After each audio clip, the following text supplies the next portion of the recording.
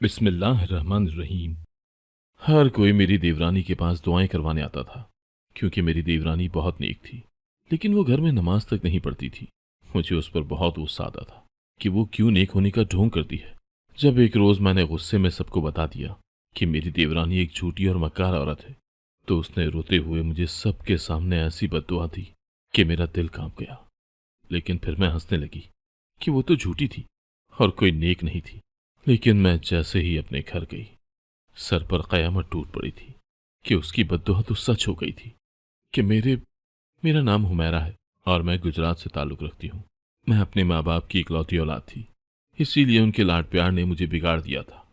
मैं जो देखती मुंह पर कह देती, इसी वजह से लोग मुझे मुंहफट कहते थे। लेकिन मुझे परवाह नहीं होती थी, क्योंकि मैं समझती थी कि बात दिल में रखने से बेहतर है बंदा कह दे। मैंने अपनी तालीम मुकम्मल की तो माँ बाप को रिश्ते की फिक्र पड़ गई। मैं हर आने वाले में 100 कीड़े निकालती थी, क्योंकि मैं अपने जैसे ही मिडिल क्लास लोगों में हरगिज नहीं जाना चाहती थी। मैं किसी अच्छे खानदान में जाना चाहती थी। आखिर रिश्ते वाली एक बहुत अच्छा रिश्ता ले ही आई। लड़के वाले खासे खाते पीते लोग थे, और जिससे भी पूछा था यही मालूम हुआ था कि वो अच्छे लोग हैं। इसीलिए बहुत जल्द मेरी शादी की तारीख तय कर दी गई। मेरे होने वाले शौहर का नाम राहिम था, और ससुराल में बस एक देवर ही बचा था। बाकी सब ब्याहे हुए थे। मैंने भी शुक्र अदा किया कि अच्छा है कि नंदे ब्याही हुई हैं। लेकिन जिस दिन वो लोग रस्म करने आए, तो एक अनजान लड़की को देखकर मैं हैरान रह गई। मालूम हुआ कि देवर भी आया है, और वो लड़की उसकी बीवी थी। उसने सर पर दुपट्टा ओढ़ रखा था। मेरी सास ने रस्म भी जब उसकी इजाजत से की, तो मैं हैरान रह गई। भला ऐसी कौन सी सास होती है जो बेटी को छोड़कर अपनी बहू को अहमियत दे। खैर, मैंने सोचा कि देख लूंगी शादी के बाद इस लड़की को। जाते जाते वो लड़की मेरी अम्मा से कहने लगी, अब जब तक शादी नहीं हो जाती, अपनी बेटी को कहिएगा कि घर में ही रहे और जिक्र करती रहे। मैं तो ये सुनकर ही शदीद गुस्से में आ गई कि वो कौन होती है ये हुक्म चलाने वाली। मेरी अम्मा ने मुझे डांट दिया कि इतनी अच्छी लड़की को कुछ न कहो। तुम्हारी तो किस्मत खुल गई है कि इतनी नेक देवरानी मिलेगी तुम्हें। वो कह रही थी कि जहेज बिल्कुल नहीं लेंगे। मैंने कहा, अम्मा, वो खाते पीते लोग हैं, उन्हें भला जहेज की जरूरत भी क्या है। वो जानबूझकर अच्छा बनने का नाटक कर रही है। उसे तो मैं पूछूंगी शादी के बाद। अम्मा मुझे बुरा भला कहती हुई चली गई, मगर मैं उस लड़की की तरफ से जो मेरी देवरानी बनने जा रही थी खटक गई थी कि आखिर ये करती क्या है कि मेरी सास उसकी बेदाम गुलाम बनी हुई है, क्योंकि शादी की सारी तारीख भी उसी के मशवरे से रखी गई थी और शादी की सारी शॉपिंग भी उसी ने की थी। मैं तो शॉपिंग देखकर ही हक्का बक्का रह गई। उसने इंतहाई सादा कपड़े मेरे लिए लिए थे, जो महंगे भी नहीं लग रहे थे। मैंने शिकवा किया तो अम्मा कहने लगी, खबरदार जो कोई फसाद डाला। शादी के बाद शौहर के साथ जाना शॉपिंग पर, तो अपनी मर्जी के लिबास खरीद लेना। अभी चुप करके रुखसती की तैयारी करो। मेरी शादी भी सादगी से हुई थी, जिसकी वजह भी मेरी देवरानी ही थी, जिसने सबको यही कहा था कि हल्ला गुल्ला और धूमधाम से शादी शरीयत में जायज नहीं। मुझे बहुत गुस्सा आया था कि ये खामखा अपने नंबर बढ़ाने के वास्ते इस तरह की बातें कर रही है। शादी की रात जब शौहर कमरे में आया तो कहने लगा, तुम कपड़े बदलकर वजू कर लो।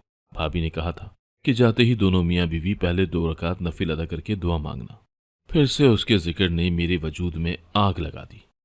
मैंने फैसला किया कि इस देवरानी का तो पहले मालूम करूं कि क्या चक्कर है, उसे क्या शौक है सबको फजूल में नसीहतें करने का। कुछ दिन ससुराल में गुजारने के बाद मालूम हुआ कि वो बहुत नेक है और उसके पास लोग दुआएं करवाने आते हैं।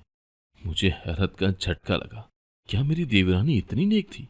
असल में हमारे पोर्शंस अलग अलग थे, ताकि अपनी अपनी जिंदगी दोनों भाई अलहदा ही गुजारें। इसीलिए मेरा देवरानी की तरफ इतना आना जाना नहीं था।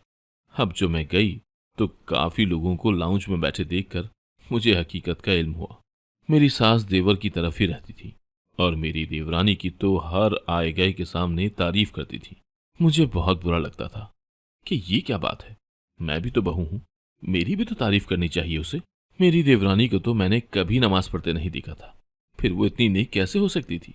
एक दिन मैं गई तो देखा कि काफी औरतें उससे दुआएं करवाने आई हुई थी। जाते हुए वो बाहर वाले डब्बे में पैसे डाल जाती थी। मुझे अब सारी कहानी समझ आ गई थी। देवरानी ने बस ये फरेब का जाल फैला रखा था, जिसमें नासमझ और अनपढ़ औरतें फंस जाती थीं और वो दोनों हाथों से लूट रही थी। एक दिन हमें खानदान की एक शादी की तकरीब में जाना पड़ा।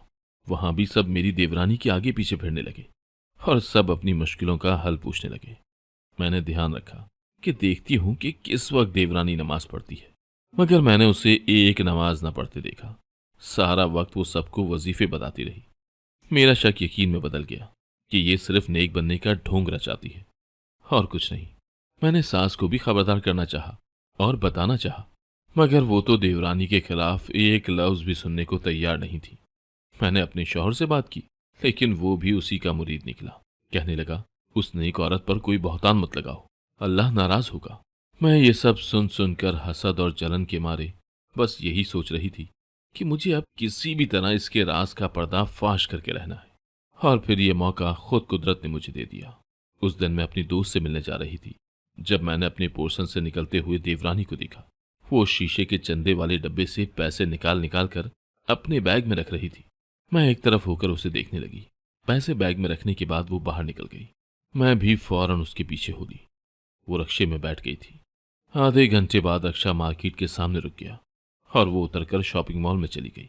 मैं भी उसके पीछे पीछे ही थी। उसने कुछ सूट और मेकअप का सामान खरीदा और घर आ गई। मुझे समझ न आया कि इतने गहरे रंगों के सूट और मेकअप लेने का मकसद क्या था। उसे तो मैंने हमेशा हल्के रंग में और बगैर मेकअप के ही देखा था। शायद वो बस लोगों को दिखाने के लिए इस तरह सादा बन जाती थी और अपने कमरे में अपने सारे शौक पूरे करती थी। अगले दिन फिर मैंने देखा कि उसका चंदे वाला डब्बा भरना शुरू हो गया है। मैंने एक दिन उसे कह ही दिया कि वाह भाई, अपने मियाँ से ज्यादा तो तुम कमा रही हो। अच्छा धंधा है वैसे ये झाड़ फूंक का। देवरानी मुंह बनाकर बोली, मैंने कभी किसी से पैसे नहीं मांगे, बल्कि औरतें खुद ही अपनी हैसियत के मुताबिक इस डब्बे में पैसे डाल जाती हैं, जो मैं बाद में किसी को दे देती हूँ। उसकी बात सुनकर मैंने घूर कर उसे देखा कि कैसे साफ मेरे मुंह पर झूठ बोल रही है। अभी कल उन्हीं पैसों से शॉपिंग करके आई है। मैंने नफरत से कहा, तुम एक इंतहाई झूठी और मक्कार औरत हो। मुझे नहीं पता था कि ये सब मेरा शौहर सुन लेगा। उसने देवरानी के सामने मेरे मुंह पर थप्पड़ मारा और कहा कि खबरदार, जो तुमने मेरी भाभी से बदतमीजी से बात की, मैं खड़े खड़े तुम्हें तलाक दे दूंगा। वो चुपचाप खड़ी थी और मैं रोते हुए अपने कमरे में आ गई। इतनी बेइज्जती मुझसे बर्दाश्त नहीं हो रही थी। मैंने सच ही तो कहा था, मेरा शौहर एक बार मेरी बात सुन लेता, मगर नहीं। उन माँ बेटे ने तो देवरानी को पीर बना रखा था। वो कहती दिन तो ये रात को भी दिन कहने को तैयार होते। कुछ ऐसा ही हाल उसके आसपास आने वाली औरतों का था। उनमें से अक्सर औरतों को सर दर्द और बुखार होता था और वो समझती थी कि उन्हें उनकी सास या बहू ने जादू करवाया है, और वो तोड़ करवाने मेरी देवरानी के पास आ पहुंचती थी और वो बजाय उन्हें कहे कि डॉक्टर के पास जाओ, दम कर दिया करती थी। उसने अलहदा कमरा बना रखा था जहां वो बारी बारी सबको बुलाती थी। सब औरतों के जाने के बाद वो कमरा लॉक कर देती थी ताकि कोई अंदर ना जाए। मुझे जाने क्यों शक सा हो रहा था कि जरूर उस कमरे में कोई राज छुपा है, जभी तो वो चाबी हर वक्त अपने पास रखती है। मैंने फैसला कर लिया कि देवरानी की असल हकीकत सबके सामने लाकर रहूंगी। अगले दिन मैं घर से बाहर चली गई और कुछ देर बाद बुर्का पहनकर आई और दम करवाने वाली औरतों की कतार में बैठ गई। मैंने देखा कि एक वक्त में सिर्फ एक ही औरत अंदर उसके पास जा रही थी। कुछ देर के बाद मेरी बारी आ गई। मैं उसके पास गई। मैंने आवाज बदल कर कहा, मुझे खांसी और जुकाम है और बहुत तेज बुखार भी है। ऐसा लगता है बहू ने जादू कर रखा है। उसने कुछ न कहा, मुझसे नाम पूछा और एक सफ़े पर लिख दिया जहां मुझसे पहले आने वाली औरतों के नाम थे। फिर वो पर्दे के पीछे चली गई। कुछ देर बाद आई तो उसके हाथ में चंद पुड़ियां थी। कहने लगी, ये तावीज़ है, आपने इसे आंखें बंद करके पानी में हल करना है और पानी पी लेना है। मैं दुआ भी करूंगी आपके लिए। मैंने पूछा, कितने पैसे दूं? तो कहने लगी, बाहर डब्बा पड़ा है, जितने चाहें उसमें डाल दें। मैं वहां से फौरन अपने कमरे में आई और उसके दिए हुए तावीज़ को खोला कि देखूं तो सही ऐसा क्या है इसमें कि वो कहती है कि बगैर देखे पानी में खोलकर पीना है। जैसे ही तावीज़ खोलकर देखा तो दंग रह गई, क्योंकि उसमें तो एक बुखार की गोली पीसी हुई थी। मुझे उसका सारा खेल समझ में आ गया। वो मासूम औरतों को बेवकूफ़ बना रही थी। आम सी बुखार और नज़ले ज़ुकाम की गोली पीस कर तावीज़ के नाम पर दे देती थी और भोली भाली औरतें समझती थी कि वो बहुत करामत वाली है। अब तो मैं हरगिज़ उसे छोड़ने वाली नहीं थी, अगर मैं पहले सबूत ढूंढना चाहती थी ताकि मैं सच्ची साबित हो सकूं। अगले दिन मैंने फिर से बुर्का ओढ़ा, लेकिन अब की बार मैंने बेहोशी वाली स्प्रे बैग में रख ली थी। जैसे ही मेरी बारी आई तो मैंने अंदर जाते ही उसके चेहरे पर बेहोशी वाली दवा स्प्रे कर दी। वो फौरन ही बेहोश हो गई। मैं जल्दी से पर्दे के पीछे चली गई। वहां जाकर तो मेरे कदमों तले से जमीन निकल गई। उसने पीछे पूरी डिस्पेंसरी खोल रखी थी। बहुत सी दवाएं वहां रखी हुई थी, इंजेक्शन भी पड़े थे। कुछ विटामिन की डब्बियां भी मुझे नजर आईं। यकीनन वो सबको यही गोलियां देती होगी और पैसे बटोरती होगी। मेरे ख्याल में किसी को भी घर में मालूम नहीं था कि वो क्या करती फिर रही है। मैंने कुछ गोलियों की डब्बियां अपने बैग में रख ली और उसके मुंह पर पानी के छींटे मारकर खुद बाहर चली गई।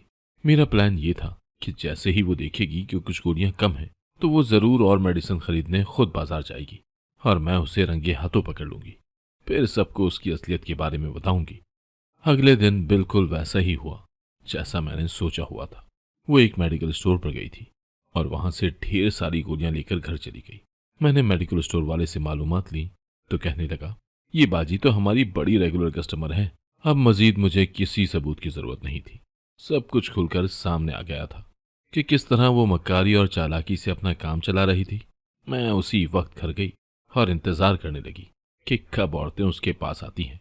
आज मेरी सास भी घर पर नहीं थी, इसीलिए ये बेहतरीन मौका था। जैसे ही काफी रश हो गया, मैंने सारी औरतों को मुखातिब करके कहा, यहाँ कोई दम दुरूद और दुआ नहीं की जाती। वो डॉक्टरी इलाज की गोलियां देकर तुम लोगों को तावीज के नाम पर पागल बना रही है। शोर सुनकर मेरी देवरानी बाहर आ गई। मैंने कहा, सबको बताओ ना कि तुम इनको बुखार और सरदर्द की गोलियां देती थी और नाम लगा देती हो तावीज का। ये सब सुनकर मेरी देवरानी का चेहरा धुआं धुआं हो गया। औरतें पूछने लगी, ये सब क्या है? क्या ये सच है? मैंने औरतों को शुरू से सारी बात बताई और कहा कि जाकर सब अपनी आंखों से इसकी डिस्पेंसरी को देख लो। मैंने अपनी देवरानी का राज सरेआम खोल दिया था। तमाम औरतों को बताया कि ये आप लोगों से पैसे बटोरती है और खुद शॉपिंग करती है। ये फ्रॉड है। मेरी देवरानी सबको समझाने लगी, मगर मैंने औरतों को बहुत दबा दिया था। वो देवरानी को बुरा भला कहने लगी। वो रोने लगी और कहने लगी, तुमने मेरे साथ अच्छा नहीं किया, तुम्हारे साथ भी अच्छा नहीं होगा। और रोते रोते मुझे बद्दुआ देने लगी। उसने कहा, आज तुमने मेरा पर्दा नहीं रखा, अल्लाह तुम्हारे सारे पर्दे खोल दे। जो राज तुमने छुपा रखे हैं वो अल्लाह अब खोलेगा सबके सामने। उसकी बद्दुआ सुनकर मैं अंदर तक कांप गई। लेकिन फिर मैंने सोचा कि बद्दुआएं और दुआएं तो नेक लोगों की कबूल होती हैं, इस जैसे धोखेबाजों की नहीं। इसीलिए मैंने हंसते हुए कहा, तुमने जो कहना है कह लो, मुझे फर्क नहीं पड़ता। मैं ये कहकर अपने घर की तरफ आई, लेकिन जैसे ही घर के अंदर कदम रखा, मेरे सर पर आसमान टूट पड़ा। देवरानी की बद्दुआ सच हो गई थी और इतनी जल्दी अल्लाह ने उसकी सुन ली, मुझे यकीन ही नहीं आया। मेरे सामने मेरा मासी खड़ा था। यूं लगने लगा कि अब मेरी बारी आ गई है और अब मेरे सारे राज खुल जाएंगे, वो सारे राज जो मेरे साई को भी मालूम नहीं थे। मेरी आंखों के सामने मासी घूमने लगा। ये तब की बात थी जब मैं इंटर के पेपर देकर फारिग हुई थी। मेरी इंटरनेट पर एक लड़के से बातचीत होने लगी। आहिस्ता आहिस्ता बातचीत दोस्ती में बदल गई। वो लड़का काफी अमीर लगता था, इसीलिए मैंने उससे दोस्ती में कोई हर्ज ना जाना। हमारे यहाँ ऐसी दोस्तियों की कोई गुंजाइश नहीं थी, इसीलिए ये बात मैंने कभी अम्मा को ना बताई, यहाँ तक कि अपनी अजीज सहेली से भी छुपा ली। इतनी अकल तो थी नहीं कि मैं सच और झूठ के फर्क को जान पाती। मैं आंखें बंद करके उस लड़के की बातों पर यकीन कर लेती। उसका नाम शान था और वो दूसरे शहर में रहता था। कुछ अरसे बाद वो कहने लगा, मुझे तुमसे मोहब्बत हो गई है, मैं तुमसे शादी करना चाहता हूँ। मैं ये सब सुनकर बहुत खुश हुई थी और कहा, ठीक है, मैं अपने घर वालों को बता देती हूँ, तुम रिश्ता लेकर आ जाओ। वो कहने लगा, मेरा ख्याल है शादी से पहले एक बार हमें मिल लेना चाहिए। मैंने भी उसकी बात मानने में कोई हर्ज न समझा, क्योंकि शादी तो मैं भी उसी से करना चाहती थी, तो मेरे ख्याल में मिलने से कुछ नहीं होना था। वो मेरे शहर आ गया। हम पहली बार पार्क में मिले थे। मैं बहुत डरी हुई थी कि अगर किसी ने देख लिया तो क्या होगा, मगर किसी ने न देखा और फिर हम अक्सर ही मिलने लगे। मैंने कॉलेज में दाखिला लिया, तब तो उससे मिलना और आसान हो गया। मैं कॉलेज से छुट्टी करके उससे मिलने कभी पार्क चली जाती, तो कभी हम किसी होटल में खाना खाने चले जाते। हमें बात करते और मिलते 5 माह हो गए थे। मैं उसे रिश्ता लाने का कहती तो वो जवाब देता कि मेरे घर वाले नहीं मान रहे, चलो भागकर शादी कर लेते हैं। मैं उसकी मोहब्बत में इतना आगे बढ़ चुकी थी कि एक दिन उसके कहने पर घर से भी झूठ बोलकर उसके साथ निकल आई। वो तो किस्मत अच्छी थी कि मैंने उसको अपने दोस्तों से बात करते सुन लिया था कि वो मेरे साथ सिर्फ वक्त गुजारी कर रहा है और मुझे छोड़ देगा, शादी नहीं करेगा। मैं आधे रास्ते से ही पलट आई। घर आकर अल्लाह का शुक्र अदा किया कि किसी को पता नहीं चला और मेरी इज्जत भी महफूज रही। मैंने बाद में उस लड़के को अच्छी खासी बातें सुनाकर ब्लॉक कर दिया था। कुछ माह बाद में ये सब भूल गई और 4 साल ऐसे ही गुजर गए। मेरी तालीम मुकम्मल हो गई। इस सारे अरसे में एक भी बार मेरी उससे बात तक नहीं हुई थी और आज जाने वो कहां से आ गया था मेरी जिंदगी बर्बाद करने। मैं तो उसे अपने सामने देखकर गंग खड़ी रह गई। मैंने गुस्से से पूछा, तुम यहाँ कैसे? तुम्हारी हिम्मत कैसे हुई मेरे घर आने की? उस पल मुझे अपनी देवरानी से खौफ महसूस हुआ था कि इतनी जल्दी उसकी बद्दुआ कबूल हो गई। वो कहने लगा, तुम्हारी देवरानी मेरी कजन है, उसी से मिलने आया था। सामने देख लिया तो सोचा पहले तुमसे मिल लूं। ये सुनकर तो मेरे सर पर आसमान टूट गया कि वो मेरी देवरानी का रिश्तेदार है। वो कहने लगा, मैंने सब सुना, तुम्हें शर्म नहीं आई अपनी देवरानी का भरम खोलते हुए? तो मैंने सोचा कि कुछ राज तो तुम्हारे भी खुलने चाहिए, आखिर को हम पुराने दोस्त रह चुके हैं। मैंने उसके आगे हाथ जोड़ दिए और कहा, तुम जाओ यहां से, मेरा शौहर आने वाला है और मेरी देवरानी एक मकार औरत है। मैंने तो सिर्फ उसकी असलियत बताई है। वो कहने लगा, तुम जानती भी हो कि तुम क्या बात कर रही हो? वो मेरी कजन है, बचपन से ही हमने उन्हें हमेशा सोमो सलाद का पाबंद देखा है, अच्छाई और भलाई की तलकीन करते देखा है। उसे डॉक्टर बनने का बहुत शौक था, 1 साल पढ़ाई भी की डॉक्टरी की, लेकिन फिर कुछ ऐसे हालात हो गए कि उसको डॉक्टरी छोड़नी पड़ी। वो तो शुरू से ही नेक और दर्द दिल रखने वाली लड़की है। यहाँ ब्याह कर ससुराल आई तो जल्द ही ससुराल और मोहल्ले वालों को भी अपना गर्विदा कर लिया। हाँ, वो उन्हें तावीज़ के नाम पर बुखार वगैरह की गोलियां देती रही है, मगर तुमने एक बार भी नहीं सोचा कि वो क्यों ऐसा करती रही। वो इन अनपढ़ औरतों को एकदम नहीं बदल सकती थी, इसीलिए आहिस्ता आहिस्ता वो इन्हें सीधे रास्ते पर ला रही थी। वो औरतें मामूली से सरदर्द को भी जादू टोना करार देती थी। अगर वो उनको समझाती और मना करती तो वो किसी और जाली पीर फकीर के पास चली जाती। इसीलिए वो उनकी बीमारियों को दवा और दुआ दोनों से ठीक कर रही थी। और तुमने अपने हसद के मारे उसे नीचा दिखा दिया। अरे वो तो उन चंदे के पैसों से गरीब लड़कियों के जहेज का सामान बनाकर उन्हें देती थी, और तुमने उसे झूठी और मक्कार का खिताब दे दिया, उसे बेइज्जत किया। वो ये सब अपने मैके में भी करती थी, इसीलिए मैं ये सब जानता हूं। मैं तो सालों बाद अपनी आपी से मिलने आया था, मगर सामने तुम्हें जहर उगलते देखकर दंग रह गया। इसीलिए अब मैंने यही फैसला किया है कि ठीक है, जब तुम किसी का पर्दा नहीं रख सकती तो मैं क्यों रखूं। मैं भी सारे राज खोल दूंगा तुम्हारे शौहर के सामने। उसे बताऊंगा कि कैसे तुम शादी से पहले ही किसी और से मोहब्बत के दावे कर चुकी हो।